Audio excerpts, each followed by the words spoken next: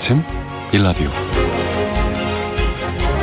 네, 오늘은 우리 역사의 새로운 한 페이지가 열리는 특별한 날입니다. 제20대 대통령 취임식 오늘 오전 11시 국회의사당 앞마당에서 열리는데요. 그동안 대통령 취임식은 당시 정치 상황과 시대상을 고스란히 반영해 왔습니다. 오늘은 국민과 함께 만드는 취임식이라는 키워드로 취임사에도 자유, 인권, 공정, 연대가 주요 내용으로 담길 거라고 하네요. 새롭게 시작되는 용산시대, 갈등을 넘어 모두 열린 마음으로 진정한 소통이 이루어지길 간절히 기대해 보겠습니다.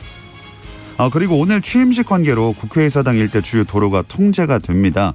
또 지하철 국회의사당역은 오전 11시 30분부터 오후 12시 30분까지 1시간 동안 무정차 통과한다고 하니까요. 출근길 여의도 주변 지나실 분들 조금 더 일찍 출발하셔야겠습니다. 5월 10일 화요일 오늘 아침 일라디오 출발하겠습니다. 아나운서 김정현입니다.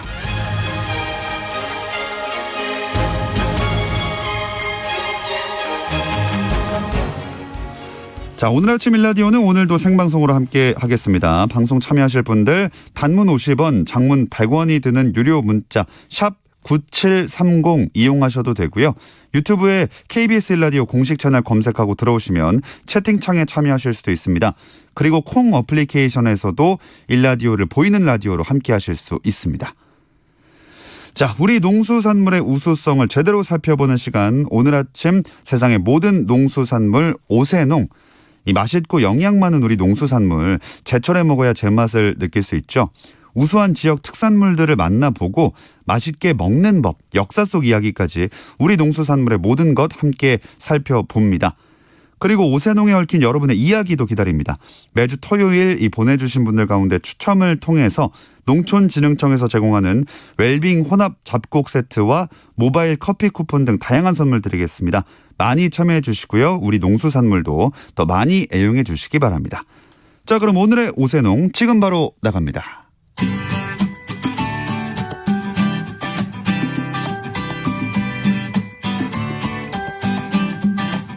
우리 땅, 우리 바다에서 자란 맛있고 건강한 우리 농수산물을 살펴보는 오늘 아침 세상의 모든 농수산물 오세농.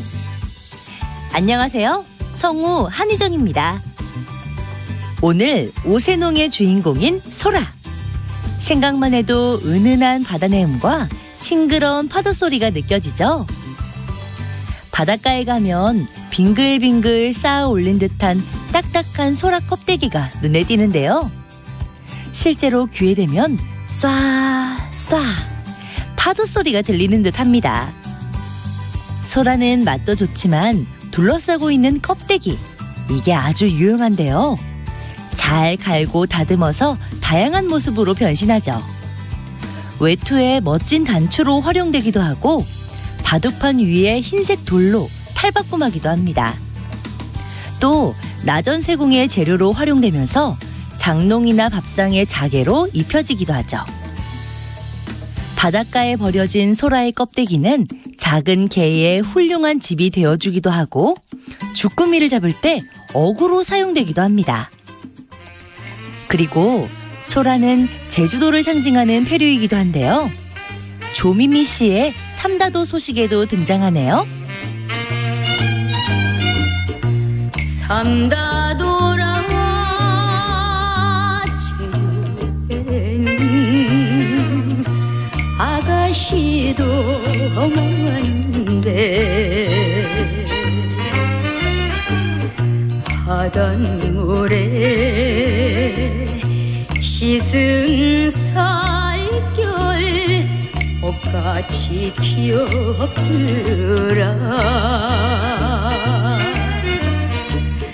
미역을 따오리까 소라를 따일까 비바리 하소연이 물결 속에 꺼져가네.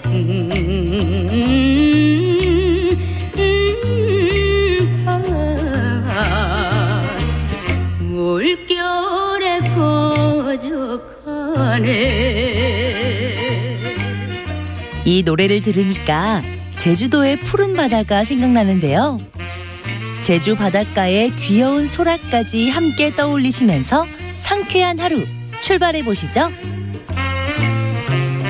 소라에 대한 특별한 사연이 있는 분들, 어린 시절의 추억, 맛있게 먹는 나만의 비법까지 소라에 대한 모든 것. 단문 50원, 장문 100원이 드는 유료 문자 샵 9730으로 보내주세요. 재미있는 사연 보내주신 분 중에 추첨을 통해 행운의 선물 전해드리겠습니다. 유익한 정보와 살아있는 이야기가 있습니다. KBS 오늘 아침 일라디오.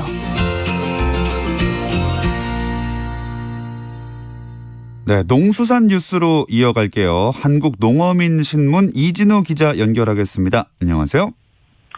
네, 안녕하십니까. 자, 이 조승환 해양수산부 장관 후보자와 정황근 농식품부 장관 후보자 인사청문회 지난 4일과 6일에 걸쳐 각각 진행이 됐습니다. 어제 인사청문 보고서가 여야 합의로 채택됐죠? 그렇습니다. 국회 농림축산식품해양수산위원회가 어제 오후 4시경에 전체 회의를 열어서요. 4일 진행된 조승환 해수부 장관 내정자에 대한 청문 보고서, 그리고 6일 진행된 정황근 농식품부 장관 후보자 청문 보고서를 여야 합의로 채택을 했습니다. 어제 청문 보고서 채택은 전체 회의를 개의하는 데서부터 이 청문 보고서 채택 후에 산회되는 데까지 불과 2분 50여 초 만에 끝이 났는데요.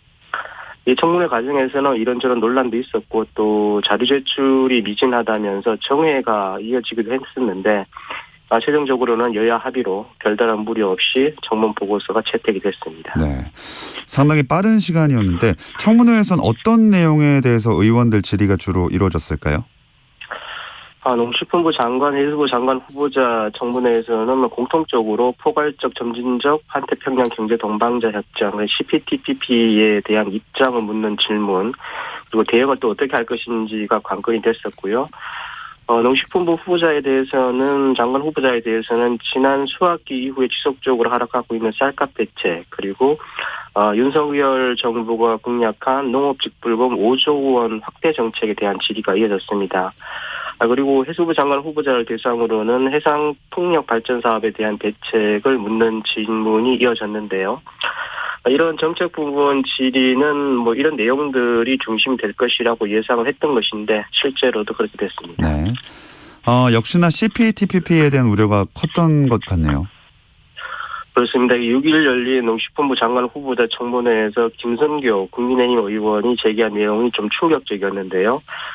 김 의원에 따르면은 CPTPP 관련 농업 분야 피해 추정을 이 한국농촌경제연구원이 진행을 했었는데, 그 결과를 바탕으로 또 정부에서는 농업 분야 피해가 최소 853억 원, 그리고 최대로 쳐도 4,400억 원 정도 난다, 이렇게 발표한 바가 있었습니다.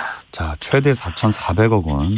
이걸 두고 농업계에서 추정치가 맞느냐 이런 의문을 제기했었죠. 그렇습니다. 그런데 농경위원회 이 같은 피해 추정은 관세 자유화 부분만을 고려한 것이라는 거고요. 농경위원회에서는 관세 자유화 부분뿐만 아니라 국가 단위가 아니라 지역 단위로 검역 협정을 맺는 SPS 부분, 그리고 또 중국의 가입 여부도 변수로 해서 다각도로 좀 추정을 했었는데, 이게 중국이 CPTPP에 가입을 하고 SPS 부분도 적극적으로 수용이 될 경우에는 연간 최대 2조 1,700억 원의 피해가 발생하는 것으로 추정이 됐었다는 게 밝혀진 겁니다. 당연히 의원들은 가입을 서두를 필요가 없다, 이런 지적이 나왔고요. 또 우리 해수부 장관 후보자 청문회에서도 CPTPP 가입을 추진해온 정부의 기존 여당이었던 더불어민주당 의원이 CPTPP 가입에 대해서는 반대 입장을 견지해달라, 이런 취지로 주문을 또 하게 됐습니다. 또 쌀값 하락에 대한 대책도 주문이 있었을까요? 그렇습니다. 이거 크게 두 가지였습니다. 하나는 현재 법상 미비하다고 지적되고 있는 과잉 생산량 의무 격리제 시행, 그리고 정부가 시장에 다시 쌀을 방출할 때 역공매 방식으로 공매를 하고 있는 것에 대한 문제 제기였습니다. 이에 대해서는 정 후보자가 과잉 생산량을 의무적으로 격리하게 되면 부정적 영향이 있을 수 있다, 이렇게 이야기하면서 신중하게 검토해야 한다는 입장이었고요. 또 우리 역경매 방식의 개선에 대해서도 여러모로 검토하겠다 하는 원론적인 답변을 내놨습니다. 그리고 직불금을 5조 원으로 늘리겠다는 윤 정부의 공약 이행에 대해서는 재정 구조 조정을 통해서라도 최선을 다하겠다 이런 입장입니다. 네. 이번에는 수산으로 넘어가 보겠습니다. 해상풍력에 대한 질의가 이어졌다고 하는데 답변 내용을 관통하는 그 분위기가 이전과는 좀 달랐다고요. 그렇습니다. 해수부가 역할을 더 하겠다 하는 분위기가 좀 강했는데요. 의원들이 공통적으로 해상풍력 발전에 대한 어업인들의 반발, 또 이해 당사자인 어업인들의 참여 문제, 또 급속도로 늘어난 사업 개선수 등에 대한 대책을 물었고요. 이에 대한 답변으로 생존과 직접 관련된 것으로 반발하는 것이 당연하다. 그리고 재생에너지 사업이 추진돼야 하는 것은 맞지만 현재 방식으로 추진되는 것은 문제가 있다. 그리고 마지막으로는 이 극단적으로는 의원님들이 지지해 주신다면 해수부 주관의 특별법을 만들어서라도 해수부가 적절하게 추진하는 것이 맞다는 생각을 가지고 있다. 이런 입장까지 제기가 됐습니다. 자, 법을 만들어서 해수부가 주도적으로 하는 게 맞다. 이런 아이디어, 이런 입장은 아마도 처음인 것 같은데 배경이 있을까요? 일단 문재인 정부와 윤석열 정부가 바라보는 에너지관이 좀 달라졌는데요. 재생에너지 중심이던 문 정부와는 달리 윤 정부는 원전 그리고 또 재생에너지를 적절하게 분배해서 에너지 믹스를 마련하겠다 이런 계획입니다. 그리고 110대 국정과제를 보면요. 지금까지 해상풍력 사업의 중심에 서 있던 산자부에는 탈원전 정책 폐기 그리고 원자력 사업 생태계 강화가 우선 과제로 주어진 모양새이기도 하고요. 또 산자부가 원전과의 조화를 고려해서 국가 온실가스 감축 목표 달성 방향을 마련하도록 한다. 이런 내용도 이 110대 과제에 포함이 되어 있습니다. 반대로 41번째 과제로 이제 해상풍력 등의 해양 개발 행위에 대한 상생 공존 체계 마련 그리고 해양 이용 영향 평가 제도를 도입한다는 과제가 해수부에도 주어졌는데요. 이런 내용들이 그 배경으로 지금 지목이 되고 있습니다. 네. 마지막으로 앞서서도 쌀에 대해서 언급을 했는데 농식품부가 추가적으로 이 12만 6천 톤의 쌀을 시장에서 격리하기로 했다고요. 그렇습니다. 지난 6일 날 공고가 됐고요. 입찰 준비 과정을 거쳐서 오는 16일 인터넷 조국 공매 시스템을 통해서 입찰을 진행할 계획이라고 합니다. 말씀하신 대로 이번 격리 대상 물량은 모두 12만 6천 톤이고요. 1차 격리 때와 동일하게 농가 보유 물량을 우선적으로 매입할 계획이라고 합니다. 자, 농수산뉴스 한국농어민신문 이진우 기자와 함께했습니다. 고맙습니다. 감사합니다.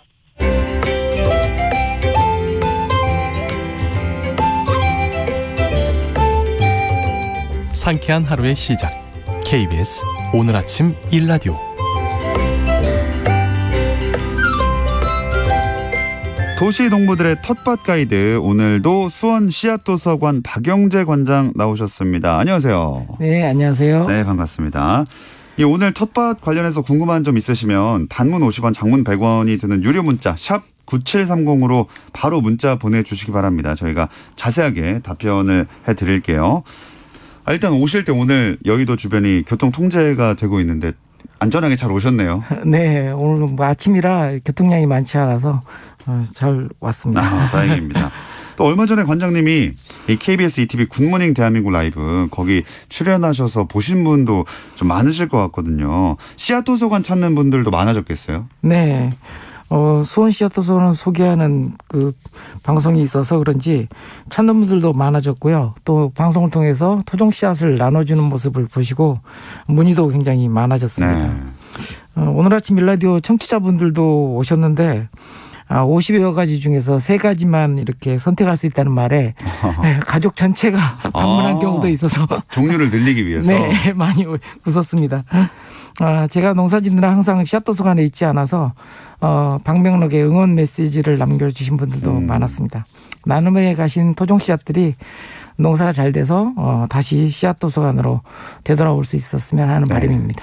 자, 오늘 또 기분 좋은 이야기로 시작을 보고 있습니다. 오늘은 어떤 얘기 들려주실 건가요?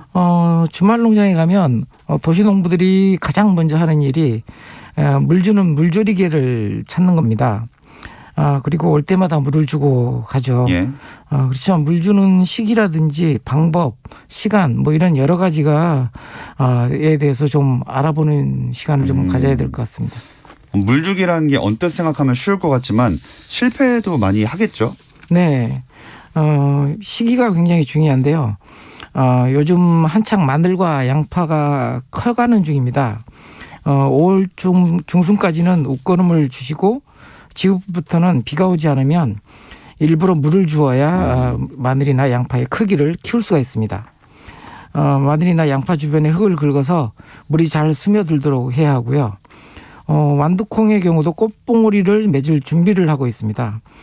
모든 작물들은 이렇게 꽃이 피고 꼬투리가 달리는 동안에는 꼭 물이 필요하거든요. 예. 이때 반드시 물을 주어야 합니다. 그리고 상추와 같은 엽채류의 경우에는 수확하고 나서는 반드시 물을 주어야 이후에 성장이 원활해집니다. 감자는 어때요? 감자는 지금이 알감자의 개수를 늘리는 시간입니다. 잎만 빼꼼하게 보이도록 보이는 줄기를 계속 흙으로 덮어주는 북주기를 해서 흙속 줄기에 감자들이 많이 생기도록 해줘야 합니다. 이렇게 흙을 덮어 북주기를 하는 흙에는 퇴비를 같이 섞어서 주면 더 좋고요. 감자의 크기가 커지는 시기가 5월 말부터거든요. 이때부터는 웃거름은 중단하고 물을 집중해서 줘야 합니다. 이렇게 작물의 성장 단계에 따라 물 줘야 하는 시기 중에서 꼭 놓치지 않아야 할 시기가 있으니까 그걸 좀 유념하셔야 합니다. 그럼 물 줄 때 뭐 하루 중에 시간 이런 거는 언제 주면 좋은가요? 네. 물을 주는 시간은 일교차가 클 때는 새벽 시간이 좋고요. 그리고 또 폭염기에는 저녁 시간이 좋습니다. 모두 다 해가 뜨거나 지기 전후에 하게 되는데요. 한낮에 강한 햇볕에 이렇게 물을 주게 되면 작물의 잎에 물방울이 이렇게 볼록렌즈 효과처럼 돼서 잎이 타는 역할을 하기도 하고요. 네. 그리고 뜨거워진 흙에다가 이렇게 물이 닿으면 딱딱하게 굳게 만들기도 합니다. 그리고 또 흙탕물이 튀어서 잎사귀 뒷면에 이렇게 작물이 숨쉬는 기공에 오염물이 이렇게 들어갈 수도 있습니다. 낮에는 물은 주면 안 되고 한낮에는 어떤 작업을 해야 되나요? 한낮에는 물을 주기보다는 작물 주변의 흙을 호미로 긁어주는 작업이 가장 좋습니다. 네. 흙 알갱이를 깨줘서 땅에서 증발하는 물의 통로라고 할 수 있는 모세관을 막아주기 때문에 물 주는 효과를 볼 수가 있습니다. 봄에는 오전에 물 주기를 하고 장마지나 폭염기에는 저녁 시간에 물을 주는 것이 좋은데요. 수분이 낮 동안에 열을 비추겠다가 밤에 뿌리 쪽 기온이 너무 떨어지지 않게 이렇게 해주는 역할을 하게 되고요. 장마지나 폭염기에는 낮 동안에 열기를 식혀주기 위해서 저녁 때 물을 주는 것이 좋습니다. 밤낮에 일교차가 너무 커도 안 되고 너무 적어도 안 되기 때문에 적절한 일교차를 만들어주는 게 또 물의 효과이기도 합니다. 점점 과학 시간이 되어가는 느낌인데요. 네. 작물마다 뭐 물 주는 방법 당연히 다르겠죠? 네. 엽채류는 잎을 이렇게 적시면서 물을 주고 과채류는 줄기 주변에 이렇게 동그랗게 홈을 파고 거기를 따라서 이렇게 물을 주게 됩니다. 예. 엽채류는 잎이 깔때기처럼 이렇게 물을 모아서 뿌리를 적시게 되고요. 또 흙이 파여서 흙탕물이 튀지 않도록 주는 것이 가장 좋은데 물을 줄 때는 충분히 또 많이 줘서 뿌리 끝까지 물이 스며들 정도로 주는 것이 아주 좋습니다. 자, 그렇다면 이제 화분에 물을 줄 때도 있잖아요. 이때는 어떻게 해야 돼요? 우리가 이제 화분에 물을 줄 때 화분 밑에 배수구멍으로 물이 빠질 정도로 주는 것과 같은 방법인데요.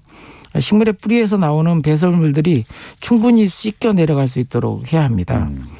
시설 하우스 같은 경우에는 작물 줄기 밑둥에 이제 물이 뚝뚝 떨어지는 시설을 하게 되는데요. 점적 관수라고 하죠. 수분이 일정하게 유지되도록 하는 장치입니다. 예. 작물의 뿌리의 분포는 땅 위에 올라와 있는 줄기와 잎들이 보여주는 모양 그대로 땅 속에 거꾸로 이렇게 분포하고 있다고 보면 됩니다. 그러니까 땅 위 줄기와 가지 잎들이 거꾸로 물구나무선 모양이 되겠죠. 그래서 그 뿌리들 주변을 풀이나 낙엽, 볏짚과 같은 재료로 두툼하게 덮어주면 수분이 일정하게 유지되기 때문에 그런 방법을 쓰고요. 특히 또 참외, 오이, 호박처럼 땅 위에 이렇게 포복하듯이 기어가는 작물들도 그만큼 넓은 범위에 뿌리가 분포한다고 봐야 되기 때문에 넓은 범위를 이렇게 덮어주는 것이 좋습니다. 근데 왜 작물들 보면 TV에서도 그렇고 확대하면 미세한 털들이 있잖아요. 네. 이 털은 어떤 역할을 하는 거예요? 털들이 기본적으로 이제 해충이나 이런 것들을 막아내는 기능도 있지만 미세한 털들은 공기 중에 있는 수분들을 이렇게 모아서 뿌리 쪽으로 이렇게 뚝뚝 떨어뜨리는 그런 식물에서 이제 뿌리에 물을 공급하는 장치이기도 합니다. 네.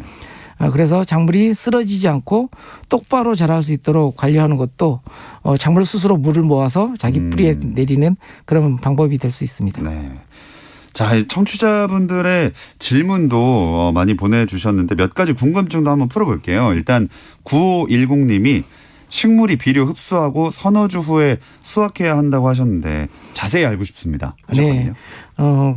방송을 통해서 한번 이제 말씀을 드렸는데 이 식물들은 걸음기를 흡수하게 되면 임시 저장 시설에다가 저장했다가 차례차례 이것을 활용해서 이 식물 세포로 변경을 시킵니다. 특히 이제 질소거름이 그런데요. 이런 이제 질산거름이 액포의 물주머니, 세포 안에 있는 물주머니에 질산염의 형태로 이렇게 보존이 되는데 이게 소진되지 않고 남아있는 상태로 우리가 그걸 먹게 되면 좋은 것을 먹지 않는 거죠. 질산염이 발암물질이기도 하거든요. 그래서 수확 전 한 3주 전에는 걸음을 중단하라고 말씀드린 적이 있습니다. 자, 9510님께 답변이 되셨길 바라겠고요. 이기련님, 고추 심을 때 되니 탄저병이 무서워요. 예방 어떻게 해야 되나요? 네. 예방은 가장 좋은 예방법은 아까 물 주는 방법에서 말씀드렸듯이 이 흙탕물이 튀어서 땅 속에 있는 탄저균이 잎사귀에 묻어서 이렇게 옮기거든요. 그래서 물 주는 방법을 뿌리 쪽에 주고 그리고 이후에 흙탕물이 비라든지 이런 게 왔을 때 흙탕물이 튀지 않도록 뿌리 주변에 볏짚이라든지 낙엽으로 깔끔하게 이렇게 덮어주는 작업을 하시면 예방이 될 것 같습니다. 야, 들을수록 뭐 작물을 키우는 것 자체도 그렇고 물 주는 방법도 정말 그냥 쉬운 게 아니네요. 참 많은 것을 고려해야 하는 것 같습니다. 박종수님은 질문을 2개 보내주셨습니다. 한번 둘 다 얘기를 해볼게요.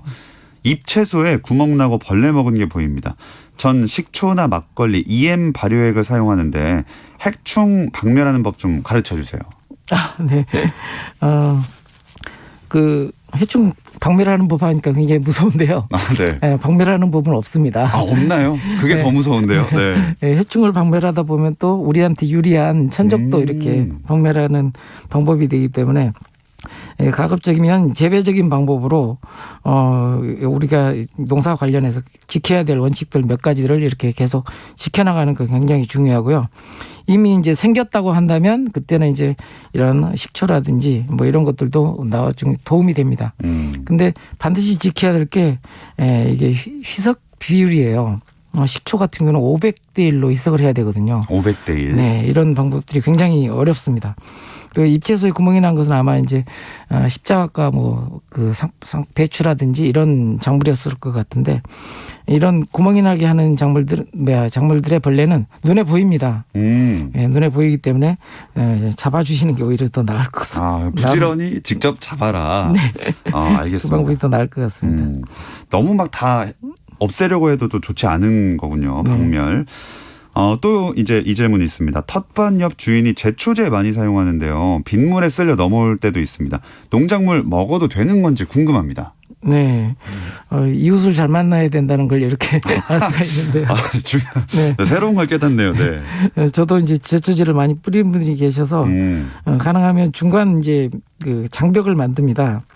넘어오지 않도록 중간에 내가 먹지 않지만 이렇게 막아줄 만한 그런 이제 장벽 작물이라고 해서 장벽 작물. 꽃작물이라든지 이런 것들을 심어서 중간에 이렇게 막아줄 수 있는 그런 작물들을 좀 심는 게 좋고요. 일단 제초제가 묻었다고 한다면 좀 깨름칙하죠. 그렇죠. 근데 이제 제초제가 묻었다면 그 작물들은 아마 시들었을 거예요. 그러니까 아직 그 멀쩡하다고 한다면 제초제가 왔다 하더라도 크게 피해를 입지 않은 거니까 드셔도 됩니다. 자, 그러니까 장벽 작물을 심고 시들지 않고 이상이 없다면 먹어도 되는 거다 이렇게 생각을 해도 된다는 말씀이시죠. 네. 자, 이렇게 궁금증을 좀 풀어봤습니다. 지금까지 수원 씨앗도서관 박영재 관장과 함께했습니다. 오늘 고맙습니다. 네, 감사합니다.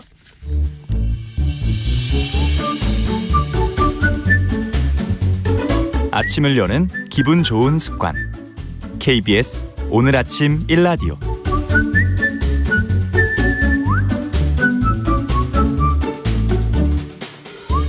네, 이번 순서는 민족문화콘텐츠연구원 박재희 원장이 전하는 고전으로 세상 읽기 시간입니다. 함께 들어보시죠. 안녕하십니까. 고전의 대문 박재희입니다. 세상에서 가장 힘든 일 중 하나가 멈춰야 할 때 멈출 줄 아는 일이라고 합니다. 자동차가 건널목 앞에서 멈춰야 할 때 멈추지 않으면 큰 사고를 만나듯이 인생에서 멈춰야 할 때 멈추지 않으면 큰 낭패를 당하기도 합니다. 내가 가진 것에 만족할 줄 모르고 조금 더 높은 자리에 오르려 하고 조금 더 많은 돈을 벌려고 하다가 인생의 큰 위기를 만나 지금까지 쌓아온 모든 것이 한순간에 무너지는 경우를 많이 보게 됩니다. 그래서 옛날부터 멈춤이야말로 인생에서 가장 중요한 덕목이라고 하였습니다. 이렇게 멈춰야 할 때 멈출 줄 아는 것을 지지라고 합니다. 알지자에 그칠 지자, 지지. 멈춰야 할 때를 알아야 한다는 뜻입니다.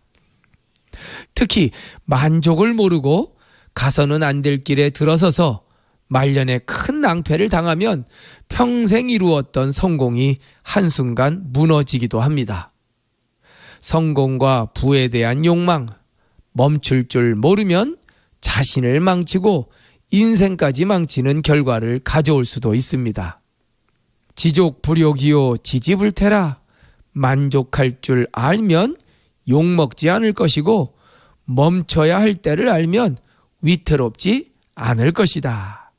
노자 도덕경에 나오는 만족과 멈춤의 철학입니다. 명여신 숙친이요. 명예와 내 몸 중에 무엇이 더 중요한가? 신여화 숙다오. 내 몸과 금은 보화 중에 무엇이 더 소중한가? 득여망 숙병이요. 소유와 나눔 중에 무엇이 더 행복한가? 심애필대비라. 애착이 클수록 반드시 큰 대가를 치르게 될 것이고 다장필후망이라. 많이 가지려 할수록 반드시 많이 잃게 될 것이다. 지족불욕이요. 만족을 알면 치욕이 없을 것이고 지지불태라. 멈출 줄 알면 위기가 없을 것이니 가이장구라. 영원히 장구할 수 있을 것이다. 노자 도덕경 44장에 나오는 가슴 깊이 와닿는 글귀입니다. 명예와 돈과 욕망 때문에 내 인생을 망칠 수 있으니 만족을 알고 멈춰야 할 때 멈출 줄 알아야 내 인생과 몸을 온전하게 보존할 수 있다는 것입니다. 지족, 불욕, 지지불태. 만족할 줄 알면 치욕 없이 살다갈 것이요. 지지불태. 멈춰야 할 때 멈출 줄 알면 위태로움을 만나지 않을 것이다. 인생을 살면서 반드시 기억해야 할 참 소중한 말입니다. 성공도 어렵지만 멈춰야 할 때 멈출 줄 아는 지지 역시 어려운 일이라는 것을 가슴속 깊이 새겨야 할 것입니다. 고전의 대문 박재희였습니다.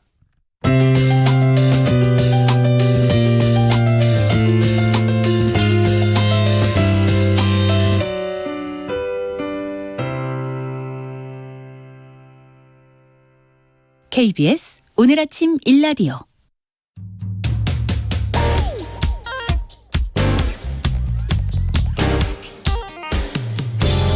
오늘 아침 뉴스 브리핑. 뉴스 브리핑 정상근 기자 연결하겠습니다. 안녕하세요. 네, 안녕하십니까. 자, 윤석열 대통령의 공식 임기가 시작이 됐죠? 네, 오늘 0시부터 대한민국 20대 대통령 임기가 시작이 됐습니다.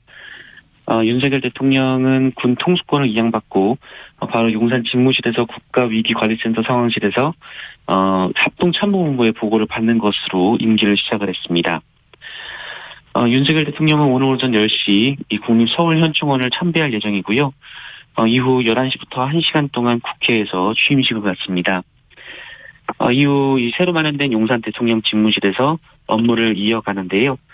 이 미국, 중국, 일본에서 온 취임 축하사절을 만나는 것이 이 첫 공식 행사가 될 것으로 보입니다. 이어 국회 로텐도홀에 마련된 축하 행사에 참석한 뒤 이 서울 신라호텔 영빈관에서 열리는 그 외빈 초청 만찬을 끝으로 이 취임 첫날 공식 일정을 마무리합니다. 네. 그 용산 집무실 공사는 마무리가 됐나요? 네, 윤석열 대통령은 역대 대통령 중 처음으로 이 청와대가 아닌 용산으로 대통령실을 옮겼는데요. 하지만 이곳은 이 다음 달 중순까지는 공사가 이어질 것으로 보입니다. 외벽에는 국방부와 합동참모본부 현판이 사라지고 이 대통령을 상징하는 봉황 문장과 다시 대한민국 새로운 국민의 나라라는 이 새 정부의 국정 슬로건이 내걸렸습니다만 이 방탄 유리로 보호돼야 하는 이 대통령 집무실 공사가 아직 끝나지 않아서 대통령은 당분간 5층 소집무실을 사용할 예정입니다. 또한 원래 관저로 쓰려던 한남동 외교부장관 공간은 아직 리모델링이 덜 끝난 상황이어서요. 대통령은 한 달 정도 현재 살고 있는 서초동 자택에서 출퇴근을 하게 됩니다. 거리가 한 7km 정도 되기 때문에 15분에서 20분 정도 시간이 걸릴 것으로 보이는데요. 네. 이 최관호 서울경찰청장은 이 새 대통령 출퇴근길 시뮬레이션 결과 시민의 과도한 불편은 없는 것으로 판단한다라고 밝혔습니다만 이 불편을 완전히 피하기는 어려울 것으로 보입니다. 그리고 현재 청와대는 오늘부터 개방되는데요. 이 청와대 본관과 국빈 공식 행사 등에 사용된 이 영빈관과 그리고 외빈 접견에 사용된 상춘제, 그리고 역대 대통령들 기념 식수가 있는 녹지원 등을 볼 수 있습니다. 다만 건물 내부까지는 들어갈 수는 없고요. 혼란을 방지하기 위해서 하루 관람 인원은 3만 9천여 명으로 제한이 됩니다. 자, 한편 문재인 전 대통령은 어제 퇴임 인사를 했죠. 네, 문재인 전 대통령이 어제 퇴임 연설을 통해서 이 평범한 시민의 삶으로 돌아가 국민 모두의 행복을 기원하겠다라고 말했습니다. 또한 차기 정부가 이전 정부들의 축적된 성과를 계승하고 발전시켜서 성공하는 대한민국의 역사를 계속 이어나가길 기대한다라고 말했습니다. 문재인 전 대통령은 나라다운 나라를 요구한 촛불광장의 열망에 우리 정부가 얼마나 부응했는지 숙연한 마음이 든다라고 말하기도 했고요. 또 남북관계에 대해서는 우리의 의지만으로는 넘기 힘든 장벽이 있었다며 아쉬움을 표하기도 했습니다. 특히 문재인 전 대통령은 어제 오후 6시 공식 직무를 마치고 청와대를 떠났습니다. 청와대 정문부터 분수대 앞 삼거리까지 수천 명의 시민들이 운집했는데요. 문재인 전 대통령은 국민 여러분 덕에 임기를 무사히 마칠 수 있었다라고 밝혔습니다. 한편 문재인 전 대통령은 오늘 윤석열 대통령의 취임식에 참석한 뒤 경남 양산의 평산마을로 향할 것으로 보입니다. 네, 또 어제도 저희가 어제 아침에 언급을 해드렸는데 한동훈 법무부 장관 후보자 인사청문회가 있었죠. 네, 어제 국회 법제사법위원회는 한동훈 법무부 장관 후보자에 대한 인사청문회를 열었는데요. 예상대로 파행을 거듭하는 등 극심한 갈등이 벌어졌고 오후 재개된 청문회에서는 한동훈 후보자 딸의 이 논문 대필 의혹 등에 대한 공방이 이어졌습니다. 민주당은 한동훈 후보자의 딸의 논문을 이 케냐 출신의 작가가 대필했다라는 의혹을 포함해서 이른바 허위 스펙, 아빠 찬스 논란을 집중 공략했습니다. 이에 한동훈 후보자는 타인의 도움을 받긴 받았지만 대필은 아니다라고 부인했고 입시에 활용할 계획이 없다라고 주장했습니다. 한동훈 후보자 딸이 모친의 지인이 근무하는 기업으로부터 노트북을 지원받아서 한 봉사활동을 했던 봉사활동을 두고 또 논란이 됐었는데요. 한동훈 후보자는 가족이 운이 좋고 혜택을 받은 건 사실이라면서도 반칙과 위법은 아니다라고 반박했습니다. 여기에 한동훈 후보자가 검사 시절 조국 전 장관과 그 가족에 대해 적용한 기준을 한동훈 후보자 자신에게도 적용해야 한다라는 공세도 이어졌습니다. 이에 한동훈 후보자는 그럼 조국 수사를 하지 말았어야 했나라고 말했고요. 또 한동훈 후보자는 검찰이 조국 전 장관 딸의 일기장을 압수한 적이 없다라고 말했다가 이 조국 전 장관이 고교 시절 일기장을 가져갔다라며 이 압수 목록을 공개하자 이 수첩과 일정표를 말한 것이고 일기장과 일정표는 다르다라고 말하기도 했습니다. 네. 인사청문회는 또 있었습니다. 이창양 산업통상자원부 장관 후보자 청문회도 있었죠. 네, 이창양 장관 후보자 인사청문회에서는 교수 시절 이 카이스트 사택에 규정보다 오래 살았다라는 특혜 의혹이 제기됐습니다. 이창양 후보자는 해당 사택에 2000년부터 16년 동안 살았는데요. 이 거주기한인 5년을 3배가량 넘긴 건데, 이 카이스트는 거주기한 초과를 위한 위원회 심의와 또 총장의 허가 등 관련 서류는 남아있지 않다라고 밝혔습니다. 이에 대해 이창양 후보자는 편법이나 불법은 없었으며 기간 연장이 가능했고 또 당시에는 비어있는 사택도 많았다라고 해명을 했습니다. 또 이창양 후보자가 공무원 국비 유학을 다녀온 뒤 5달 만에 퇴직하고 카이스트로 자리를 옮긴 걸 두고도 문제가 제기됐습니다. 이창양 후보자는 이에 대해 이 민간 기업이나 해외로 갔던 게 아니고 인재 양성에 집중을 했다라고 밝혔는데요. 그러면서 이를 먹튀라고 하면 개인적으로 동의하기 쉽지 않다라고 말하기도 했습니다. 자, 인사청문회 관련된 이야기들 짚어봤고요. 코로나19 상황은 어떻습니까? 네, 어제 코로나19 신규 확진자 수는 26,601명이었습니다. 이 주말 검사 건수 감소 영향으로 전날보다 2만여 명 정도 줄었습니다만 지난주 월요일 발표 때 확진자 수와 비교하면 525명이 많아져서 이 감소세가 조금 꺾인 모양새입니다.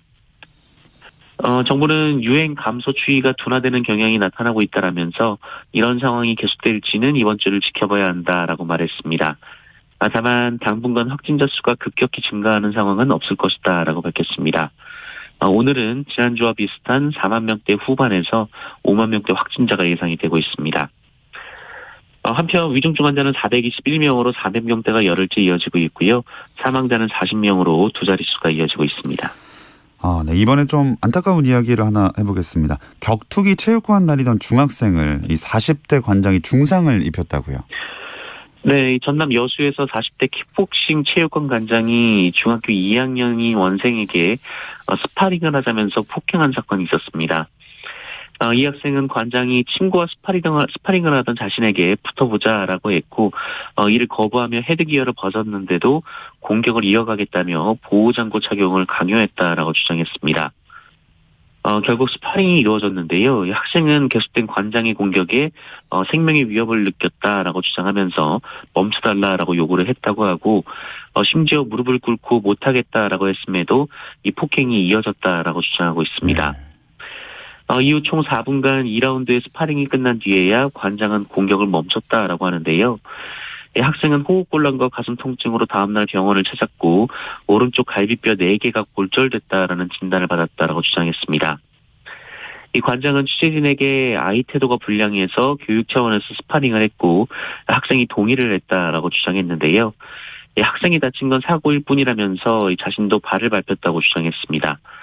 그러나 학생 층으로부터 고소장을 접수한 경찰은 조만간 관장을 불러서 조사할 계획이라고 합니다. 네, 학생도 건강을 빨리 회복했으면 좋겠고요.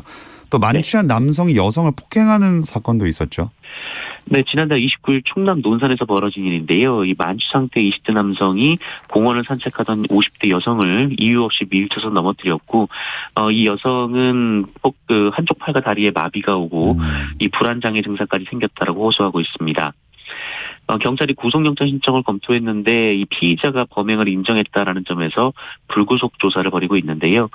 그런데 폭행 현장의 목격자가 이 가해자 일행이 사건을 뺑소니로 은폐하려 했다라는 증언이 나오기도 해서 경찰이 추가 확인 중이라고 합니다.